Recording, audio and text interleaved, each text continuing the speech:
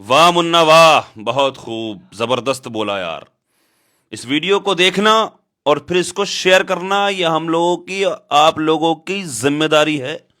तवज्जे से देख लें इस वीडियो को। बांग्लादेश का एक हिंदू व्यक्ति जिसकी मार मार कर हत्या कर दी मुसलमानों द्वारा, उसकी मॉब लिंचिंग की गई, धर्म पूछकर उसको मारा गया, मारते वक्त नारे लगाए गए, पेड़ पर उसको लटकाया गया और जला दिया गया। मुसलमान हूँ इसका मतलब ये नहीं है कि नाइंसाफी का साथ दूंगा, बेशक उसे मुसलमानों ने मारा, लेकिन मेरे घर के अंदर आग लग जाए, उसमें 10 लोग मर जाएं, मेरे पड़ोस के गाँव में आग लग जाए, वहाँ एक आदमी मर जाए, गम दोनों का होगा, अफसोस दोनों का होगा, लेकिन मैं आवाज किसके लिए उठाऊंगा? मैं ज्यादा परेशान किसके लिए होऊंगा? अपने लिए या उसके लिए? बेशक उसके साथ नाइंसाफी हुई, लेकिन मेरे घर के अंदर जो आग लगी उसका क्या?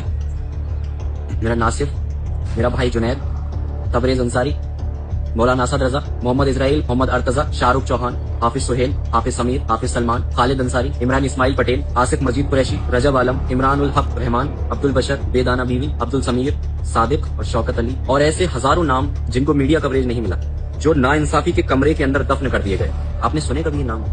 कभी किसी क्रिएटर को, सोशल मीडिया इन्फ्लुएंसर को इनके लिए इंसाफ के बारे में बात करते हुए देखा? बेशक जो बांग्लादेश के अंदर हुआ वो सही नहीं हुआ, उनको उनकी सजा मिलनी चाहिए। अगर कोई इस्लाम का नाम लेकर गलत काम करेगा, इसका मतलब ये नहीं है कि उस चीज की इजाजत इस्लाम ने दी है। कभी नाइंसाफी की इजाजत इस्लाम नहीं देता, किसी की जान लेने की इजाजत इस्लाम नहीं देता। जिहाद को लोग बदनाम करते हैं, क्या मतलब होता है जिहाद का? तुम अपनी नफ्स के ऊपर कंट्रोल कर लो, ये जिहाद है। तुम अपनी गैर जरूरी ख्वाहिशात को खत्म कर दो, ये जिहाद है। तुम अपने गुनाहों से अपने कदमों को पीछे हटा लो, ये जिहाद है। ये होता है जिहाद। किसी का गला काटना जिहाद नहीं होता, या किसी को पेड़ पर लटकाकर उसकी हत्या कर देना, उसको जला देना जिहाद नहीं होता। और अगर कोई ऐसा करता है, उसको जिहाद का नाम देता है, वो मुसलमान हो ही नहीं सकता। कौन इन लोगों का इंसाफ दिलवाएगा? तबरेज अंसारी को इंसाफ मिल गया क्या? बिल्किस बानो को इंसाफ मिल गया क्या? बिल्किस बानो के बलात्कारियों को जब जेल से निकाला गया तो उनकी माला डालकर, उनके गले में माला डालकर उनका स्वागत किया गया। ये इंसाफ की बात करते हो तुम मुझे सिखाओगे कि मैं हिंदुस्तानी हूँ कि नहीं? तुम मुझसे सबूत मांगते हो? ये कुछ फाड़े के टट्टू, नफरती चिंटू देश के अंदर नफरत फैलाते हैं, हिंदुओं को, मुसलमानों को आपस में लड़ाने का काम करते हैं, उनके दिलों के अंदर नफरत पैदा करते हैं, और लोग सर्टिफिकेट मांगते हैं हमसे हिंदुस्तानी होने का। और अभी कुछ ही दिन पहले केरल के अंदर एक व्यक्ति जिसका नाम था राम नारायण बघेल, उसको मारा गया सिर्फ इसलिए जब उससे किसी ने पूछा कि क्या तुम बांग्लादेशी हो? जज्बात में आकर कह दिया हाँ, उसको नहीं समझ में आया, सिर्फ इतना कहना था, और वहां के लोगों ने उसको इतना मारा, खत्म हो गया। हालांकि वो हिंदू था। अगर देश के अंदर हिंदू मर जाए, बांग्लादेशी, किसी को कोई फर्क नहीं पड़ता। विदेश के अंदर कोई बांग्लादेशी हिंदू मर जाए तो इतना बड़ा बवाल। अगर तुम खुद अपने हाथों से किसी बांग्लादेशी को मार दो, हालांकि वो बांग्लादेशी नहीं था, वो हिंदुस्तानी ही था, लेकिन उसके ऊपर सिर्फ इल्जाम था कि वो बांग्लादेशी है, उसको मार दिया गया। तो बांग्लादेश के अंदर उसको मार दिया गया, उसके ऊपर ये इल्जाम था कि तू हिंदुस्तानी बांग्लादेशी के इल्जाम पर मार रहे हैं और बांग्लादेशी हिंदुस्तानी के इल्जाम पर मार रहे हैं। बस ये गेम खेलते रहो। आज अगर मैं अपने भाई के लिए आवाज नहीं उठा सकता, अपने एक साथी के लिए आवाज नहीं उठा सकता, अगर मैं अपने एक हिंदुस्तानी के लिए आवाज नहीं उठा सकता, मैं अपने आप को एक देशभक्त कहता हूँ, मैं अपने आप को एक क्रिएटर कहता हूँ, लोग मुझसे इन्फ्लुएंस होंगे, लोग मुझसे सीखेंगे। क्या सीखेंगे? नाइंसाफी। क्या सीखेंगे? अगर मैं किसी के हक में आवाज नहीं उठा सकता तो क्या फायदा मेरा? अगर मेरे मुंह के अंदर जुबान है तो मैं हक बात नहीं कह सकता। अगर किसी की मॉब लिंचिंग की जा रही है, उसको मारा जा रहा है, धर्म के नाम पर मारा जा रहा है, जेएसआर के नारे के ऊपर मारा जा रहा है, क्या ये सही हो रहा है?